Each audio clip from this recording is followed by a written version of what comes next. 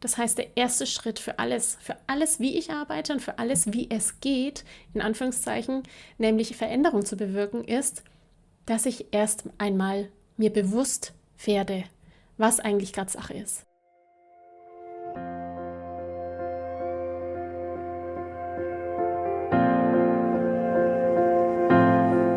Hallo meine Liebe, ich freue mich so sehr, dass du da bist. Mein Name ist Manuela Festel und das ist mein Podcast Loslassen und gemeinsam wachsen. Kennst du das auch, dass du dich fragst, was habe ich eigentlich für Bedürfnisse? Beziehungsweise, was brauche ich eigentlich? Oder dir auffällt, dass du bestimmte Verhaltensweisen hast, mit denen du eigentlich gar nicht glücklich bist, weil immer noch so eine gewisse Leere in dir drin ist. Genau darüber sprechen wir heute. Wir sprechen heute darüber, wie es uns gelingen kann, wieder Verbindung zu unseren Bedürfnissen zu haben und warum wir eigentlich manchmal so getrennt sind von dem, was eigentlich wichtig für uns ist. Bevor wir gleich loslegen, habe ich eine ganz große Bitte an dich. Damit nicht nur du selbst keine Folge mehr verpasst von Loslassen und gemeinsam wachsen, sondern auch die vielen, vielen kostenfreien, hilfreichen Impulse mehr Mamas erhalten können, die sie vielleicht heute ganz dringend brauchen, bitte ich dich, dass du jetzt direkt auf Folgen drückst. Ich danke dir so sehr dafür. Und jetzt, lass uns loslegen.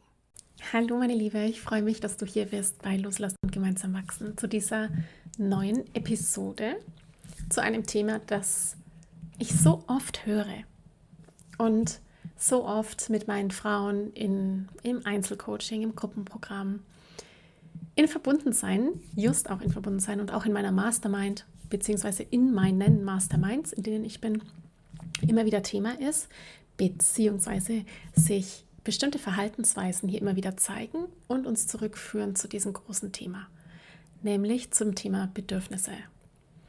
Die Frage, die ich ganz, ganz, ganz oft bekomme oder Aussagen, die mir meine Frauen mitgeben, sind zum Beispiel sowas wie, ich weiß gar nicht, dass es Bedürfnisse gibt, beziehungsweise Manuela, bevor ich dich kennengelernt habe, wusste ich gar nicht, dass es sowas wie Bedürfnisse gibt. Oder auch, ich weiß gar nicht, was ich eigentlich brauche. Ich spüre gar nicht mehr, dass ich überhaupt Bedürfnisse habe.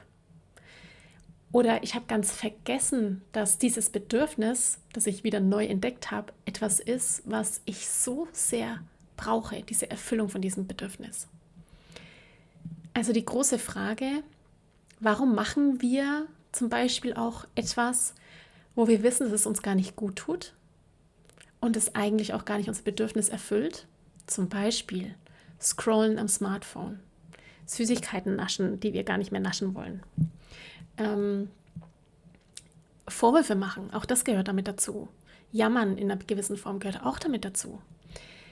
Und wie kann es uns eigentlich gelingen, dass wir Bedürfnisse erkennen bei anderen, das heißt in den Beziehungen, in denen wir sind, zu unserem Kind, zu unserem Partner, zu unseren Eltern, zur eigenen Mutter, zu den Menschen um uns herum, zum Chef, zur Kollegin, wenn wir selbst gar nicht in der Lage sind, uns mit unseren Bedürfnissen zu verbinden. Und ich finde es so voll krass spannend einerseits und so unendlich wichtig, dir hier ein Bewusstsein zu schaffen, wie wichtig es ist, dass du dieses Verständnis über Bedürfnisse hast. Denn erst dann, wenn uns klar ist, was wir brauchen, welches Gefühl letztendlich vorausgegangen ist, das uns den Marker gegeben hat für das Bedürfnis, das wir haben, erst dann können wir uns mit Mitgefühl mit anderen verbinden und erst dann gelingt es uns überhaupt, achtsam zu sein mit dem anderen, mit uns achtsam zu sein, bewusst das Leben zu gestalten, bewusst zu agieren und nicht aus dem alten Verhaltensmodus, aus einem alten Denkmodus heraus zu reagieren. Wenn ich jetzt also zurückblicke zu den Gesprächen, die ich habe mit meinen Klientinnen und der Frage, warum weiß ich eigentlich nicht, welches Bedürfnis ich habe, habe ich hier natürlich ein paar Anmerkungen für dich, warum das so ist. Und ich möchte dir an der Stelle auch unbedingt gleich alle Schamgefühle, die du hast, dass du sie direkt in den Boden gibst, wenn du jetzt gerade vielleicht spazierend unterwegs bist, dann gib gleich diese ganzen Schamgefühle mit jedem Schritt im Boden ab. Oder wenn du da sitzt und dir die Episode anhörst, dann verbinde dich mit Mutter Erde und lass alles abfließen. Sei offen für das, was kommt und wirklich offen auch im Herzen. Öffne dein Herz und sag, ja, ich bin achtsam und liebevoll mit mir. Und mir geht es auch so und ich bin bereit zu verändern. Ich bin bereit zu wandeln. Ich bin offen zu empfangen. Denn es ist überhaupt nichts falsch mit dir, wenn du sagst, ich weiß eigentlich gar nicht, welche Bedürfnisse ich habe. Denn diese Aussage selbst alleinstehend für sich, ist der Hinweis, dass in dir drin ein ganz tiefer Wunsch ist, etwas zu verändern. Du spürst ja schon, dass das, was gerade ist, nicht dem entspricht, wie du es dir vorstellst. Und das so zu begrüßen und anzunehmen und zu verstehen, this is my moment of change, das ist sowas Magisches. Es ist das Gold, das letztendlich aus dir herauskommt und das dir die Chance und die Möglichkeit bietet, was Neues zu starten. Warum haben wir also oft oder warum haben viele oft, und ich nehme mich damit ein, auch ich habe die Bedürfnisse im Laufe meiner Mutterschaft vor allem immer mehr lernen dürfen und immer mehr entdecken dürfen, die ich da habe. Warum wissen wir das oft nicht? Der erste Punkt ist, du hast es nie gelernt. Du hast nie gelernt, dass es so etwas gibt wie Bedürfnisse. Jetzt ist Lernen ja was ganz Komplexes. Letztendlich lernen wir die ganze Zeit. Wir lernen ganz viel unterbewusst, indem wir als Kinder vor allem unsere Eltern beobachtet haben, die Menschen, die Erwachsenen um uns herum, wie sie mit uns agiert haben, wie sie mit uns gesprochen haben. Und all das ist auch Lernen. Und wenn ich da das zurückblicke in die Zeit, dann wird es super deutlich, dass die älteren Generationen und vor allem die Frauen mit dem Glaubenssatz groß geworden sind, Bedürfnisse sind egoistisch. Beziehungsweise die Mütter unserer Zeit, und bei dir ist das vielleicht auch der Fall, immer noch haben wir den Gedanken, als Mama muss ich mich hinten anstellen. Erst sind die anderen dran und dann ich. Ich bin nur dann eine gute Mutter, wenn ich mich erst um alle anderen kümmere, wenn ich mich selbst vergesse, wenn ich mich aufopfere. Vieles davon ist gar nicht im Bewusstsein, sondern das sind einfach die Mechanismen, die wir in uns drin haben, die wir beobachtet haben. Vielleicht hast du eine aufopfernde Mama gehabt, die alles gegeben hat für ihre Kinder. Und dadurch ist natürlich in dir auch diese Idee entstanden von, aha, so funktioniert Muttersein. Aha, so funktioniert Frau sein.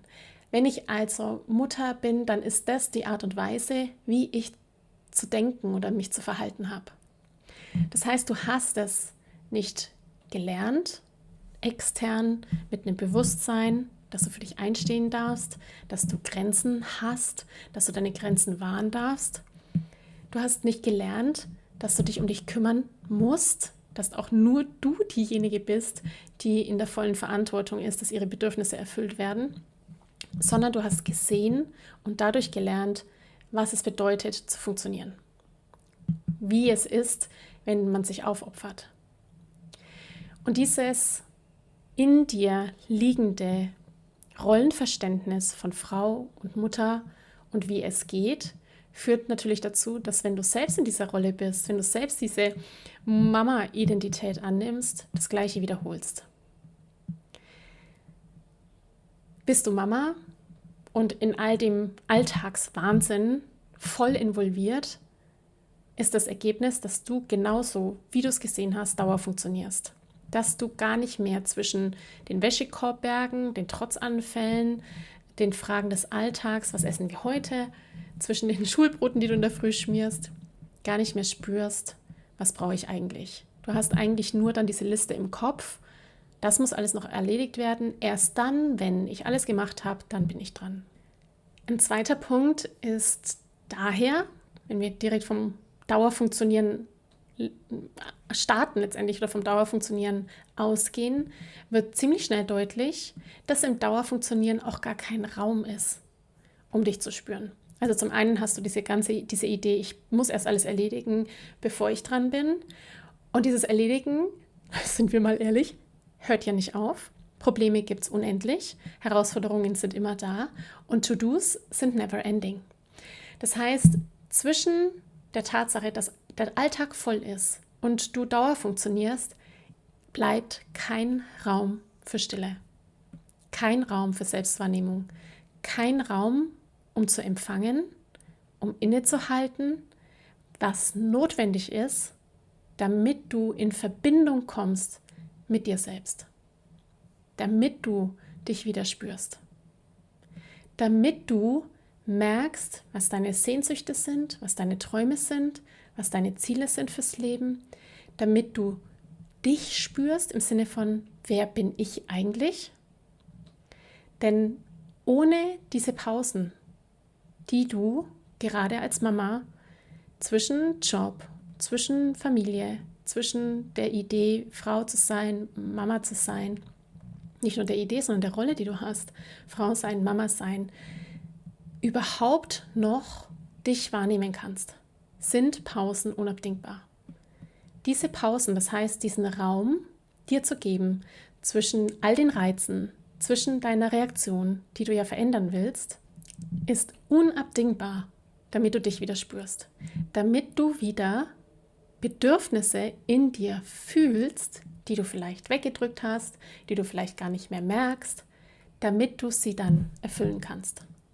Ein weiterer Aspekt, warum wir oft nicht mehr wissen, was wir brauchen oder warum du dich manchmal fragst, was brauche ich denn eigentlich, ist, dass in deiner Kindheit und auch heute noch, eben weil wir solche Glaubenssätze haben wie ich bin erst als Letzte dran oder erst wenn ich alles geschafft habe, dann, ist die Tatsache, dass wenn wir Bedürfnisse hätten oder gehabt hätten oder du vielleicht hattest und du hast sie artikuliert auch noch, dass du dann bewertet wurdest. Und das ist ja genau der Punkt, der mir so sehr am Herzen liegt, wenn wir uns den Ripple-Effekt sozusagen anschauen. Denn erst dann, wenn ich bewusst habe, wie ich denke, wie ich reagiere, habe ich Einfluss darauf, wie mein Kind sich entwickelt. Nehmen wir an, du hast zum Beispiel gesagt, oder du sagst es heute noch, als Mama, Leute, ich brauche jetzt Ruhe, ich brauche eine Pause. Und dann kommt jemand und bewertet dich. Ach komm, stell dich doch nicht so an. Mein Gott, du bist ganz schön empfindlich. Jetzt reiß dich halt mal zusammen. Egal, ob das jetzt in deiner Erwachsenensituation ist oder eine Erinnerung an früher, wo man so mit dir geredet hat. Fakt ist, in dem Moment, wo du für dich einstehen möchtest, darum bittest, dass man dir mithilft, um deine Bedürfnisse zu erfüllen und jemand dich bewertet, verurteilt, führt das zu Wut. Es führt zur Enge in dir, was ja wiederum dazu führen müsste, dass du dir den Raum gibst, zu spüren, was gerade in dir drin ist. Aber letztendlich diese Bewertung, diese Verurteilung im Außen das absolute natürliche Konfliktpotenzial ist und du gerade wahrscheinlich nicht die Ruhe bekommst, die du brauchst, sondern erstmal den Konflikt handeln darfst. Vielleicht geht es dann einher mit Schuldgefühlen, vielleicht geht es einher mit, ja stimmt, was weiß ich, derjenige, der es gesagt hat, hat recht. Oder, oder, es geht eine alte Wunde auf. Also eine alte Wunde, sich zusammenreißen zu müssen, nicht die sein zu dürfen, die du eigentlich bist, dir nicht den Raum geben zu dürfen, den du eigentlich bräuchtest. Du versuchst Grenzen zu wahren, das gelingt dir nicht, das heißt, du rutschst wieder zurück in das alte Muster von, ich kann meine Grenzen nicht wahren. Also du merkst, wie unfassbar was für einen unfassbaren Impact letztendlich Worte haben, was die mit uns machen, wie wir anfangen zu denken und welche Auswirkungen sie letztendlich im ganzen System haben. Oft wissen wir auch nicht, welche Bedürfnisse wir haben, weil wir nicht unterscheiden können zwischen Wunsch, Bedürfnis, Strategie und Wert. Zur Strategie komme ich gleich nochmal zu meinem letzten Punkt für diese Episode. Bleiben wir erstmal bei, wir können nicht unterscheiden zwischen Wunsch, Bedürfnis und Wert. Viele Frauen glauben zum Beispiel, sie brauchen ein Wochenende allein. Oder sie wollen weniger Streit oder mehr Ordnung. Was sie aber eigentlich brauchen, ist Raum für sich selbst, ist Verbindung und Harmonie, ist Klarheit und Struktur. Und das sind ganz unterschiedliche Dinge. Ich möchte es nochmal vielleicht ein bisschen verständlicher oder mit einem Beispiel für dich klar machen. Angenommen, du hast den Wunsch, ein Wochenende am Meer zu verbringen. Und es kommt zum Konflikt in deiner Familie, weil es einfach nicht oder nur schwer möglich ist, diesen Wunsch zu erfüllen. Es geht gerade nicht. Aus irgendwelchen Gründen könnt ihr nicht ans Meer fahren oder dein Kind findet es blöd oder dein Partner hat Schwierigkeiten nachzukommen, was auch immer es ist. Jetzt zu erkennen, nämlich zu wissen, was ist das Bedürfnis eigentlich mit dieser Idee, mit dem Wunsch ans Meer zu fahren, ein Wochenende dort zu verbringen. Worum geht es eigentlich? Das ist die Frage. Worum geht es? Was brauche ich denn eigentlich? Was möchte ich mir mit diesem Wunsch erfüllen? Der Wunsch ist nämlich die Realisierung einer Strategie, um das Bedürfnis zu erfüllen. Ist das Bedürfnis hinter dem Wochenende am Meer Raum für dich selbst oder Verbindung zur Natur? Was ist das eigentliche Bedürfnis? Dann kann man nämlich prüfen, ob die Strategie die geeignete ist und ob sich der Wunsch, nämlich die Erfüllung dieser Strategie, realisieren lässt. Das heißt, hier wirklich Bewusstsein zu haben darüber, was in mir los ist und wie ich das erfüllen möchte, wie ich das realisieren möchte und welche Wünsche damit einhergehen, ist so essentiell, um klar kommunizieren zu können, um eigene innere Klarheit zu haben, um eine ganz klare innere Ausrichtung zu haben. Zur inneren Ausrichtung spielen die Werte dabei eine essentielle Rolle. Jetzt denkst du dir, was ist ein Wert? Werte sind letztendlich die tiefgehenden, in dir drin liegenden Ausrichtungen. Die Werte sind dein innerer Kompass. Das heißt, geleitet von deinen Werten zeigen sich deine Wünsche. Kleiner Claim an dieser Stelle. Am 24.05., am Samstag, findet in Verbundensein ein Workshop statt zum Thema Werte und Bedürfnisse. Ich möchte dich so sehr dazu einladen, zu Verbundensein dazu zu kommen, denn wir werden in diesem Workshop genau hier tiefer gehen, darlegen, was Bedürfnisse sind, darlegen, was Werte sind und vor allem eben auch erarbeiten, welche Bedürfnisse und Werte in dir drin sind. Diese Masterclass oder der Workshop, wo wir uns treffen, wo die Frauen aus Verbundensein live mit dabei sind, es wird ein Live-Q&A danach noch geben, ist so wichtig, weil all das ist deine innere Ausrichtung.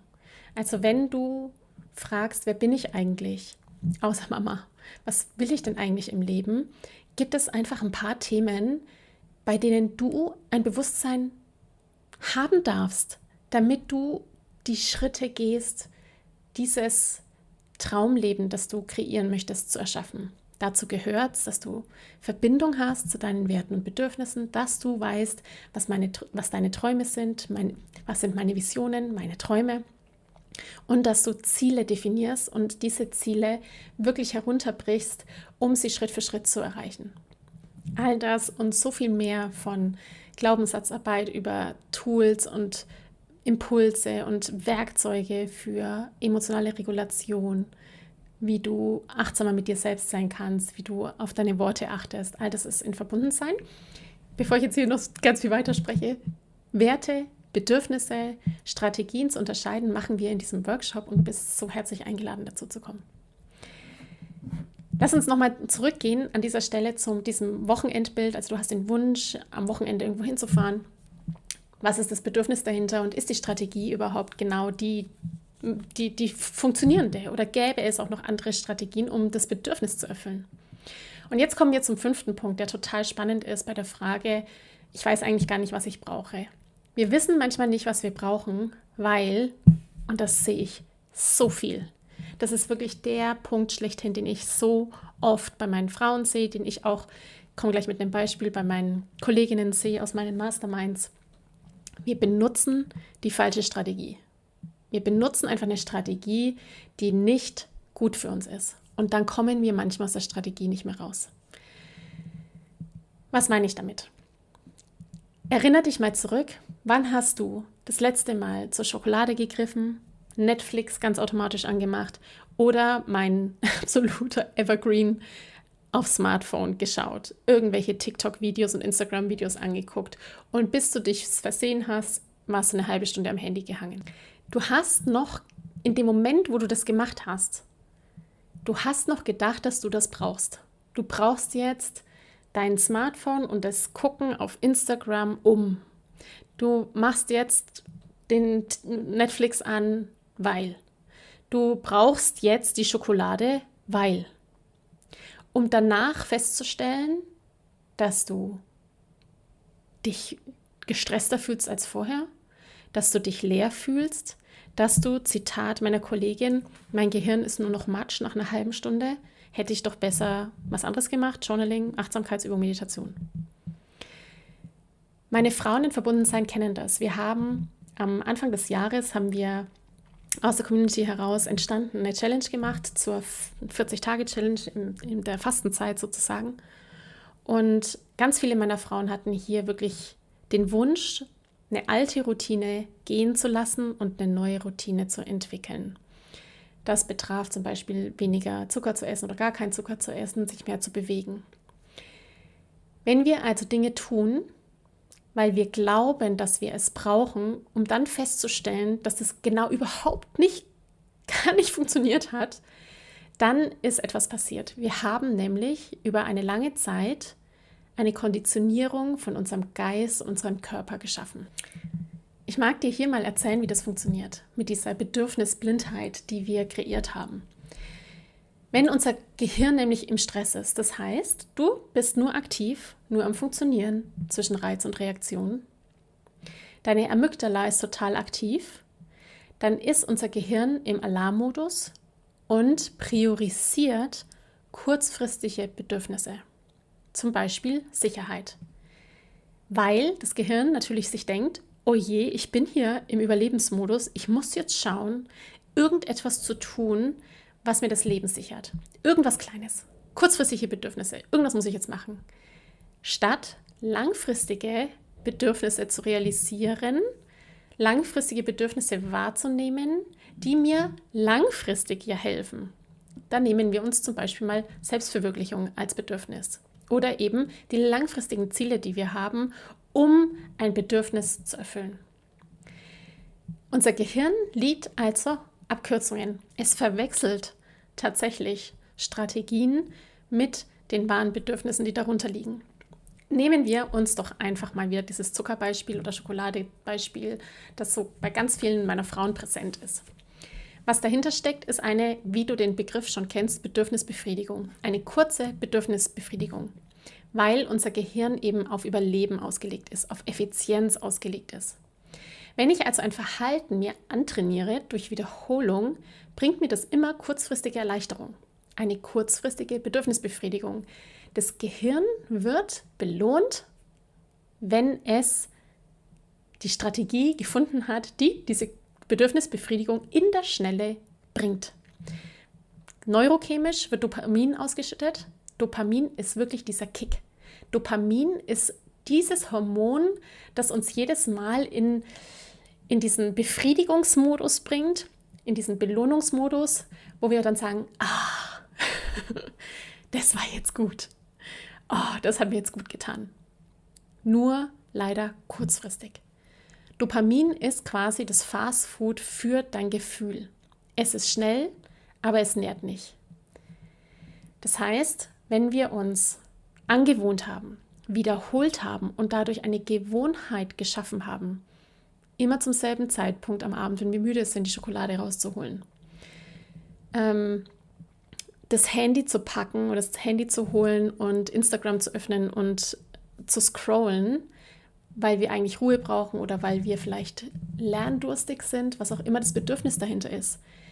Wenn wir uns das angewohnt haben, quasi diesen Dopamin-Kick zu holen, dann entsteht ein Habit Loop, also ein Kreislauf an Gewohnheit. Du spürst in dir, dass du dich unwohl fühlst, dass du irgendwas brauchst. Da ist dieser blinde Fleck deines Bedürfnisses. Du weißt eigentlich nicht, was du brauchst, aber du merkst, es ist irgendwie, ich fühle mich irgendwie, ich brauche jetzt irgendwas. Dann nimmst du dieses Verhalten, du greifst zur Schokolade, du greifst zum Smartphone, du scrollst, um dann den Dopaminkick zu bekommen, die Ablenkung zu bekommen. Das Problem dabei ist, dass bei diesem antrainierten, falschen Habit Loop, diese falsche Strategie, was jetzt hier dieser Punkt ist, eben nicht dein Bedürfnis erfüllt.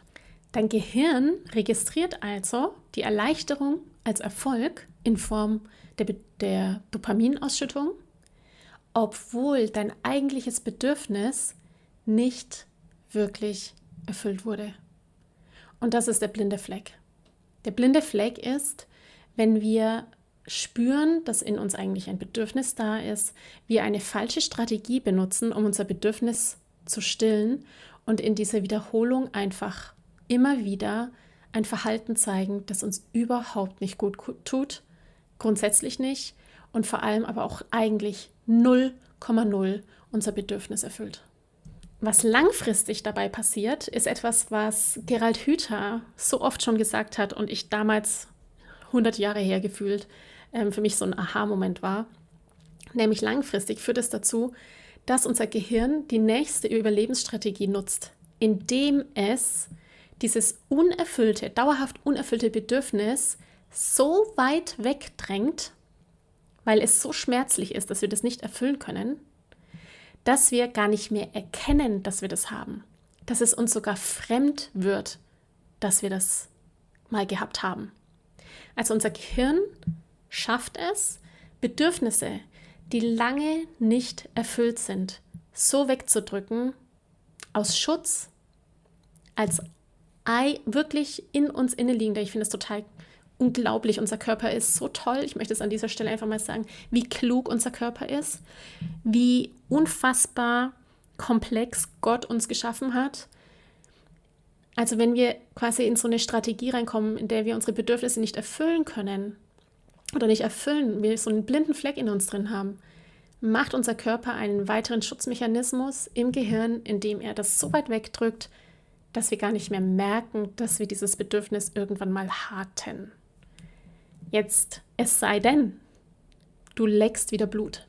Also es sei denn, du kommst mal wieder mit dem Bedürfnis in Berührung und stellst dann fest, oh mein Gott, das macht mir ja so Freude, das ist ja voll das, was ich brauche. Dieses Abenteuer und dieses Gefühl von Freiheit und wie großartig, dass ich das wieder erleben darf. Dass wir Bedürfnisse wegdrücken, ist etwas, was ich gesellschaftlich sehe. Also nicht nur dieses Generationenerbe, jetzt wollte ich schon kulturelles Erbe sagen, dieses Generationenerbe von übertragenen Glaubenssätzen, übertragenen Rollenbildern, wie wir zu sein haben, dass ich mich hinten anstellen muss als Mama, erst die anderen, dann ich oder so.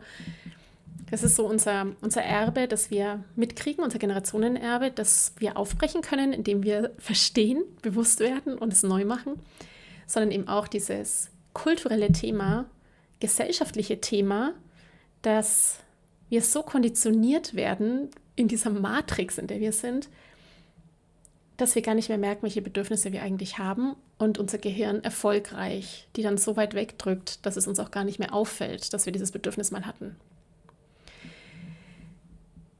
Was kannst du also machen? Das ist jetzt die Frage, die du hast so, Manuela, I feel you. Mir geht es auch so und ich möchte wieder mehr mit mir in Verbindung kommen und ich will wieder wissen, was ich brauche und ich brauche auch diesen Raum zwischen Reiz und Reaktion und der muss auch mal länger sein. Wie kann ich das alles realisieren? Und da mag ich dir sagen, I have been there. Ich war da auch.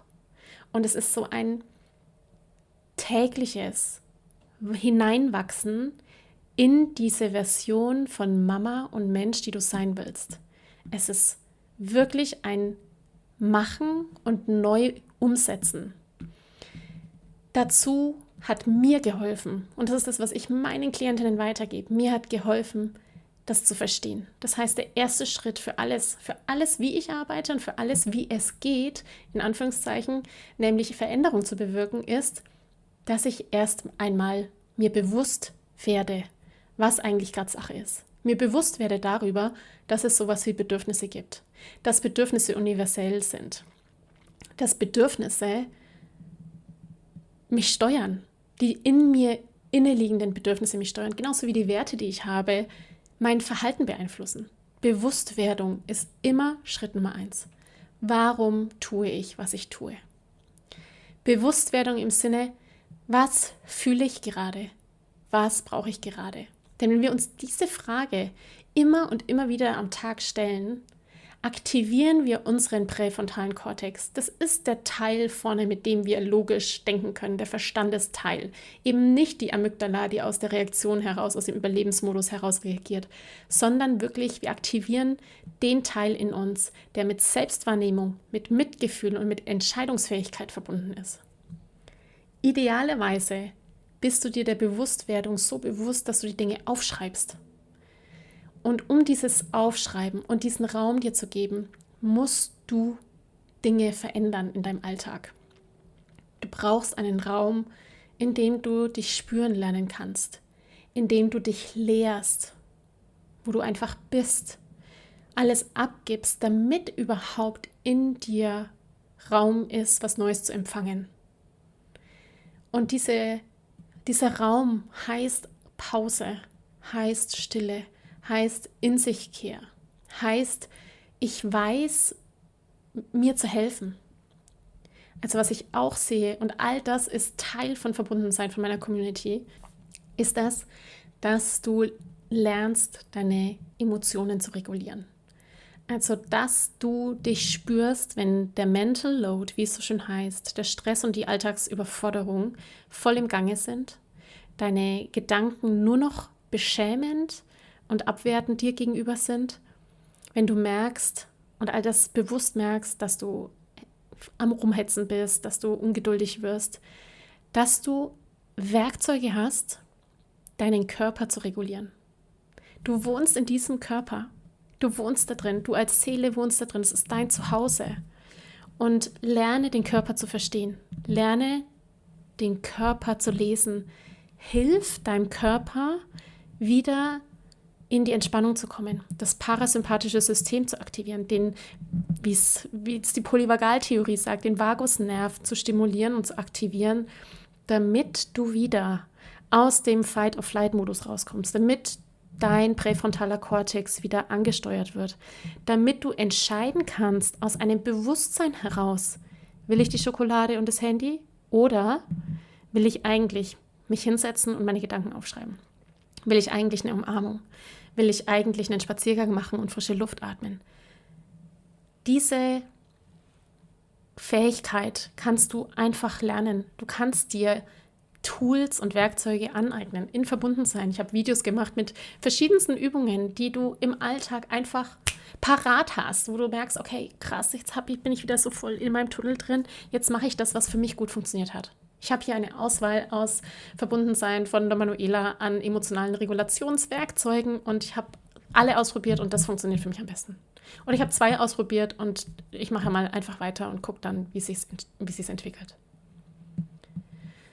Und dann entstehen, wenn du aus diesem Reagieren rauskommst, aus dem ich greife jetzt dahin oder ich bin nur noch am Hasseln, mein Kopf ist voller To-Dos und ich denke, ich muss wieder erstmal alle Brände löschen, bevor ich dran bin, dann geht es darum, eben die Gedanken neu zu verändern und deine Handlung neu zu verändern. Die Handlung ist dann, neue Gewohnheiten zu entwickeln. Zu merken, okay, es ist mir heute einmal gelungen, ich probiere es morgen noch ein anderes Mal. Neue Routinen entwickeln. Und auch das ist Teil in Verbundensein. Ich helfe dir, neue Routinen zu entwickeln. Ich helfe dir in der Community mit den Frauen, dass du dran bleibst. Wir sind da für den Support, diesen Wandel zu schaffen. Das geht. Und es geht in Verbindung mit anderen 1000-mal leichter, als wenn du es allein versuchst. Weil du, wenn du allein bist, so schnell wieder in Altes zurückrutschst. Das Alte ist ja noch gefestigt in dir, dieses alte Reagieren, das alte Denken, die alte Sprache in dir drin, die ist ja sofort abrufbar. Und das Neue braucht seinen Weg, es braucht seine Schritte, es braucht den Support, es braucht das Halten, es braucht das Füreinander-Dasein, die Erfolge feiern, damit sich das neue Ich, nämlich die Mama, die du sein willst, die achtsam mit sich ist, die Klarheit hat, die weiß, welche Werte sie in ihrem Leben leitet, die weiß, welche Träume und Visionen sie hat, sein darf, dass die aus dir rauskommen darf. Ich freue mich, wenn du dazu kommst. Verbunden sein ist Der Ort, wo wir genau das machen, wo du letztendlich aus all dem, was da ist, an Impulsen, an Videomaterialien nimmst, was du brauchst, dich lehrst und fragst, was hilft mir gerade heute und dir dann den Impuls holst, der wichtig für dich ist, wo du dich verbinden kannst mit Frauen zu so vielen Themen. Wir haben so viele verschiedene Gesprächsthemen über Beziehungen, über Sexualität, über Politik oder Konflikte, die gerade sind, was das mit uns macht. Aktuell gerade auch, wenn uns das Mitgefühl letztendlich so überwältigt, dass wir ins Mitleid umschwingen. Es sind so spannende Themen in Verbundensein. Und gleichzeitig gibt es Workshops, wie jetzt am Samstag, zum Thema Bedürfnisse und Werte, die dir helfen sollen, Klarheit zu kriegen für deine innere Ausrichtung, für deine Balance und für deinen inneren Kompass. Ich freue mich so sehr, wenn du dabei bist. Komm dazu, du hast nichts zu verlieren. Es ist ein unfassbarer Gewinn. Es ist der Weg, den ich gegangen bin, der jetzt da ist für alle Frauen, die losgehen wollen, die bewusst Beziehungen gestalten wollen, zu sich selbst und zu den Herzensmenschen in ihrem Leben. In diesem Sinne sehen wir uns am Samstag. Ich freue mich auf dich und wünsche dir eine gute Woche. Mach's gut. Ciao, ciao. Ich danke dir von ganzem Herzen, dass du dir heute Zeit genommen hast, diese Podcast-Folge anzuhören. Wenn du noch mehr Impulse, Ideen oder Inspirationen auf deinem ganz persönlichen Weg zur bewussten und bedingungslosen Elternschaft suchst, dann abonniere unbedingt meinen Newsletter oder du folgst mir auf Instagram, Facebook oder Telegram. Wenn dir die Folge gefallen hat, freue ich mich natürlich riesig über einen Kommentar und natürlich, wenn du die Folge bei deinen Freunden und Freundinnen teilst und meinen Podcast abonnierst. Jetzt wünsche ich dir aber alles Gute. Wir hören uns sicherlich bald. Viele liebe Grüße. Ciao, ciao.